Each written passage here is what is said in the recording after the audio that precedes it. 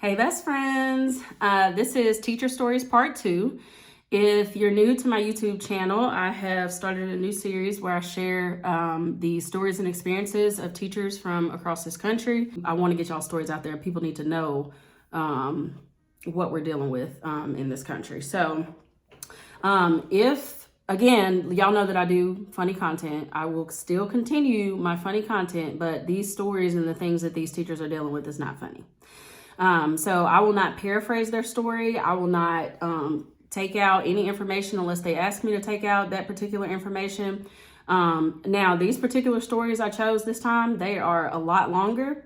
So if you're one of those people, your attention span is short, you might want to put some headphones in and listen to this like it's a podcast instead of watching the video because, you know, it's going to be long and these stories are long, but I don't want to take away from these teachers and what they have to say because them being able to tell their stories and getting their stories out there is important. So I'll read the story. I'll kind of stop and talk about it as I read, but here we go. Also, if you're not a teacher, you might be tempted to believe that these stories are not true, but find a teacher, find somebody that's a teacher, or if you have a friend that's a teacher, ask them and they're going to tell you these stories are 100% true.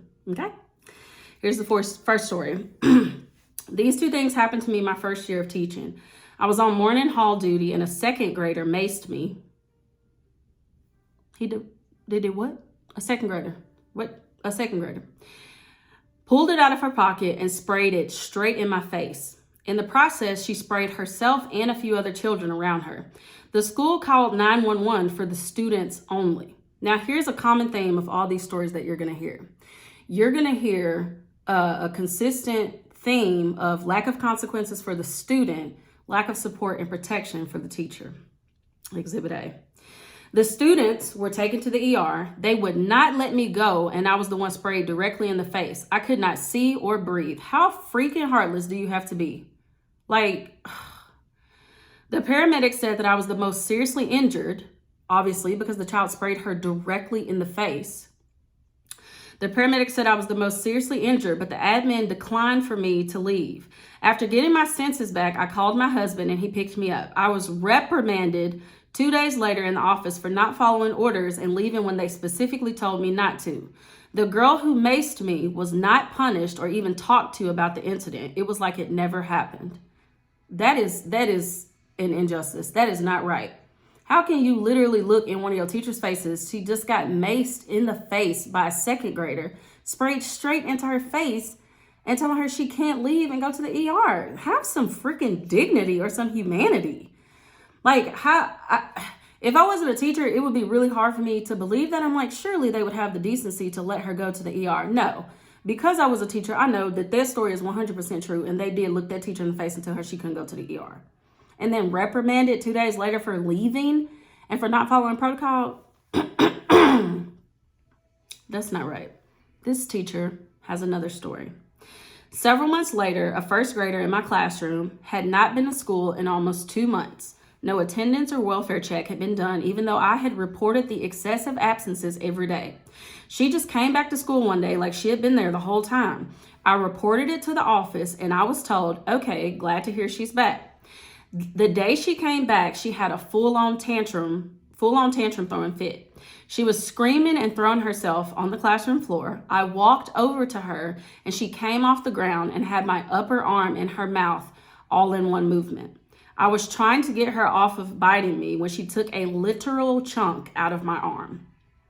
She had a mouthful of my arm hanging out of her mouth. I was gushing blood. A student ran and got another teacher. They had to physically restrain the student. 911 was called. Again, the school refused transport of me to the ER, but allowed me to take myself to the ER for 48 stitches and 4 weeks of antibiotics. Of course, I have a huge scar to this day. They moved the child to another classroom. 2 weeks later, the counselor pulled me into a talk with the first grade 7-year-old child. The adult counselor told me all about how the child was just unhappy at home and she felt threatened when I walked near her. I was told to apologize to the student for not making her feel safe. The student sat through all this, laughing out loud. I could not even talk or think straight. How was this happening? This was straight up psychotic. At this point, it was the last 2 weeks of school. I left. I told them I would not be back next year Admin told me if I left, I would never be hired back in the district. Good. I don't ever want to be hired back. I got a job the next year in a different district. There are so many things about that makes me so mad. Like, this is why teachers have trauma in y'all schools. This is why teachers have trauma. There is a lack of consequences for the child and a lack of support and protection for the teachers. Now, obviously, anybody can see that child has some deeper issues going on. Whether that may be the case, it's still not right for them to make that teacher apologize after the child bit her and took a freaking chunk out of her arm. So this teacher has been maced in the face by a student, and she's had a student bite her and have to have 48 stitches. Y'all wouldn't let her go to the ER for either situation. What the hell is wrong with y'all? Here's another story. Last year was my second year teaching. My first year, I only taught an elective, so my biggest class had 6 kids. Year 2 comes around and I take a new job as a junior high school math teacher, and I relate to your story so much. I had one block class that was very similar to yours, and I was doing my best to manage it, but it was very overwhelming, and I would have anxiety and nerves before every class. So my first pop-in observation happens in this worst class. So the curriculum instructor is in my room, and right as the tardy bell rings, so does my phone. I tell my kids to start their bell work, and I answer the phone. The assistant principal is on the other line. She is so serious and says, "Does someone in your class have a weapon right now? 911 just got a call from your room. Please clear your throat if you can't speak and someone is threatening you." So I'm scanning the room, looking at the kids, trying to stay calm, staring at the instructor that's in my room, and I hang up the phone and I try to collect myself, and I monitor the kids doing bell work, holding back the tears, and the kids are being crazy, not listening to me at all, and the instructor leaves like 5 minutes after I get off the phone. Now, let me paint the picture for you, okay, just in case you're not a teacher. When we come into our class, initially, it's already off the chain, okay, because the kids that came from the hallway, they bebopping, bouncing all off the walls or whatever.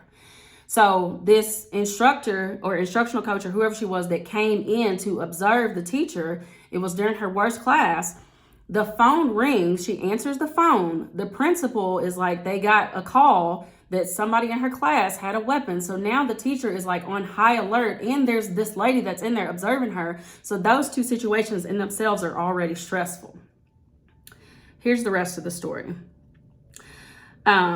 Before lunch, I get an email notification with a terrible evaluation, and I lose it. I immediately go to the AP, who called me during class and told him that the instructor was in there, and he told me to go talk to her, and I'm in her office bawling, crying, and she pretty much told me that she wasn't going to change her thoughts on my classroom management, even after knowing all the background information. But also, how are you going to evaluate a teacher being in their classroom for 10 freaking minutes? Because that's all the time that she was in there. How y'all gonna come in our classrooms and you gonna tell us how we're doing as a teacher? You were in there for 10 minutes? Are you freaking serious? Are you serious? Would you want somebody to come judge how well of a job you're doing by watching you for 10 minutes? No. Whew. Like, come spend a week or a whole day with me, please. Not just 10 minutes of my worst class when I'm being interrogated over the phone because someone called 911 as a joke. That is a high stress situation. Do y'all not have any humanity or dignity? Like, seriously. And then the fact that the teacher came and talked to you, trying to talk to you about the situation, well, I'm not going to change my mind on your classroom management.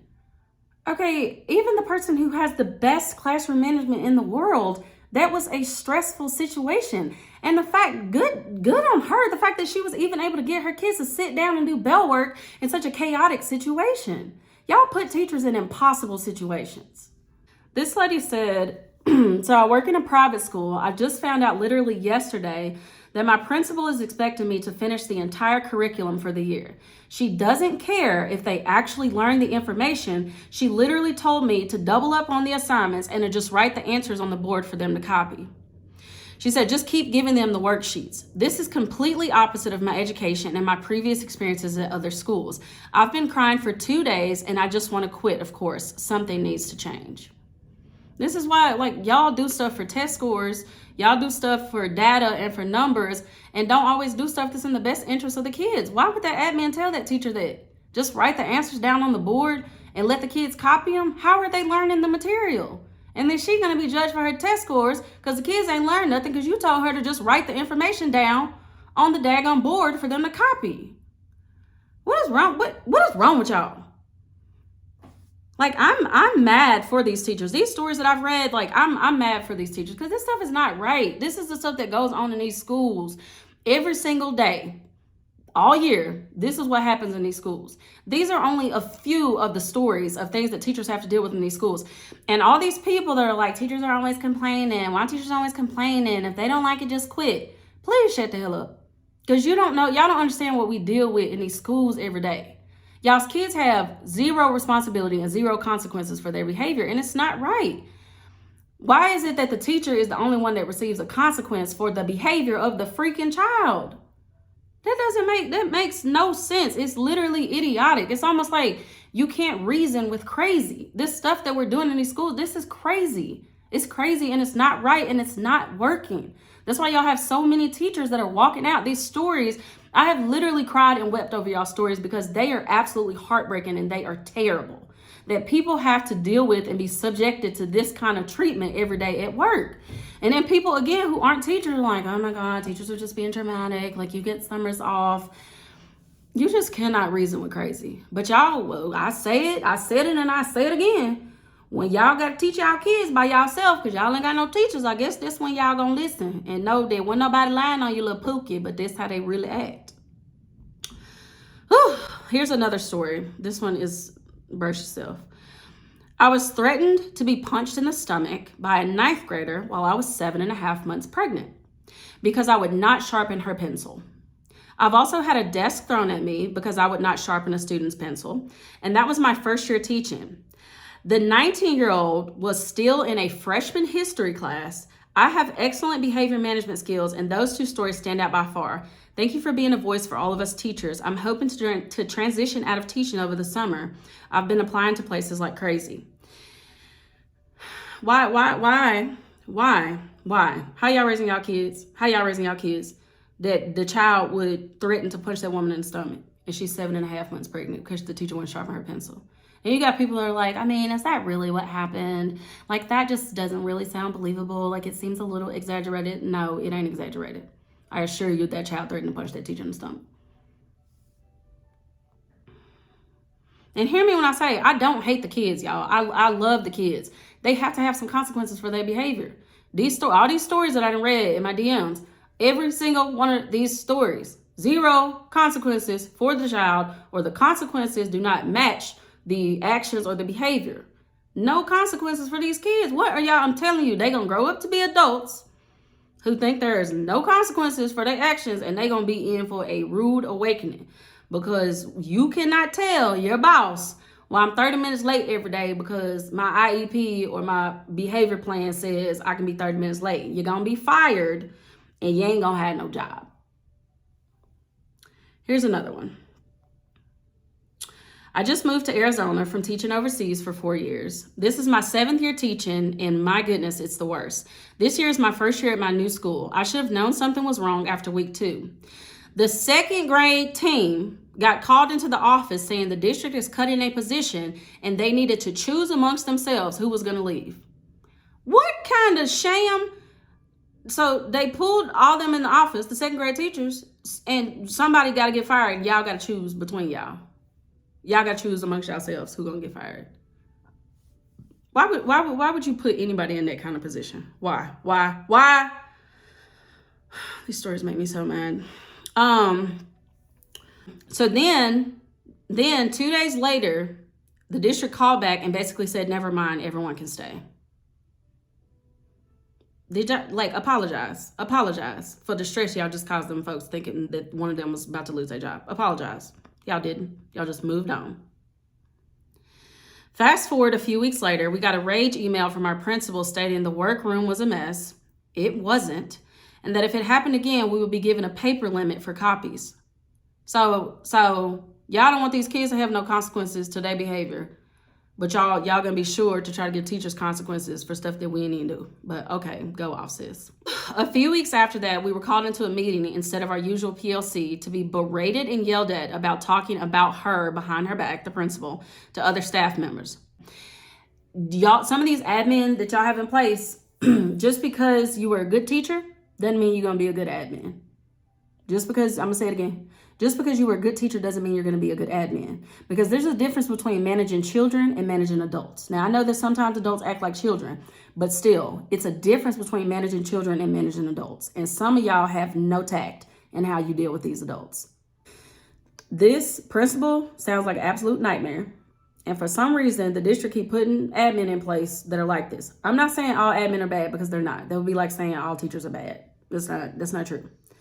But some of these admin, y'all are literally causing y'all's teachers so much stress because y'all don't know how to talk to people and y'all ain't got no people skills. You have no leadership skills. You have no people skills.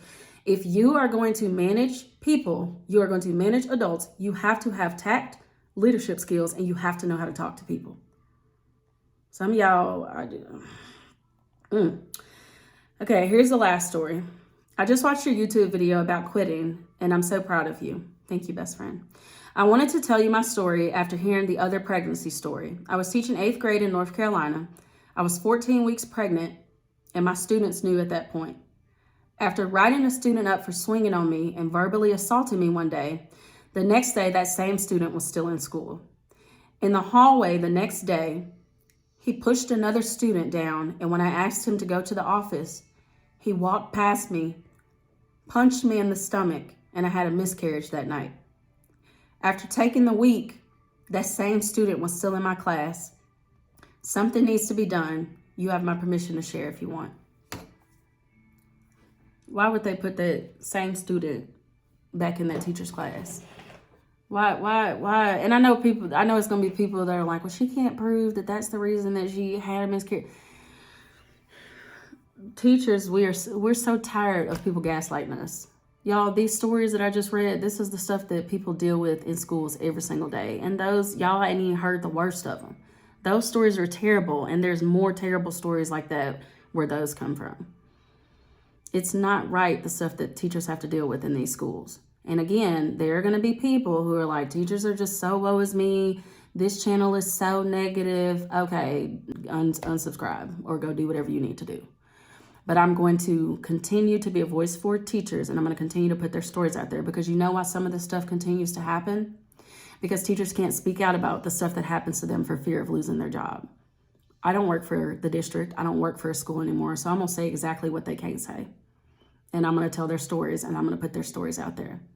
If you have a story and you want to send it to me, then you can send it to me to my Instagram DMs, Honest Teacher Vibes, or you can email it to me, honestteachervibes@gmail.com. If you send me your story, please, please, please tell me if I have permission to share your story or not, because I don't want to share anybody's story without their permission. So please let me know if I have permission to share or not. I love you guys. Hang in there. I'm going to keep speaking out for y'all, keep being a voice for you. I am trying to figure out some other ways that I can support y'all, but also know I have a lot of y'all stories that have been sent to me. So if it takes me time to get to your story, I promise that I'll get to it, best friend. Love you guys. Bye.